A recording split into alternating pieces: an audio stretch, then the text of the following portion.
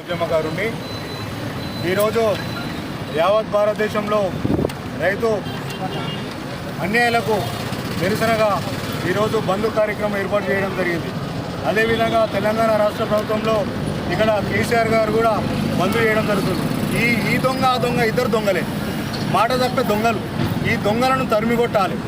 ఏదైతే ఉందో 6,000 వృత్తి ఇస్తున్నావు, అదే 6,000 వృత్తి నిరుపేదలకు రైతులకు 6,000 ఇస్తున్నావు. ఈ 6,000 కాకుండా ఏదైతే ఐఏఎస్ ఆఫీసర్స్ కానీ గ్రూప్ 1 గ్రూప్ 2కి సంబంధించిన ఉద్యోగులకు ఎట్లా ఇస్తున్నావో రైతులకు బీమా కూడా నెలకు 6 నెలలకు ఒకసారి 50,000 చొప్పున ఇస్తే కనుక ప్రతి ఒక్క రైతుకు ఇస్తే కనుక రైతు వ్యవసాయం ఎందుకు చేయడండి? అదేవిధంగా ఇవాళ భారతదేశంలో కూడా ఈ మతతత్వ పార్టీలు కానీ అదేవిధంగా ఈ తెలంగాణ రాష్ట్రంలో కానీ ఈ 2 పార్టీలు ఒకటే. మీరు హరిజన గిరిజన బహుజనులు ఏకం కావాల్సిన అవసరం ఉంది. ఈ భారతదేశాన్ని కాపాడవలసిన అవసరం ఉంది. రైతులను కాపాడవలసిన అవసరం ఉంది. ప్రజలారా గుర్తించండి, బహుజనులంతా ఏకం కావాలి. ఈ బూర్జువా పార్టీలందరినీ తరిమి కొట్టాలని జై బీఎస్పీ.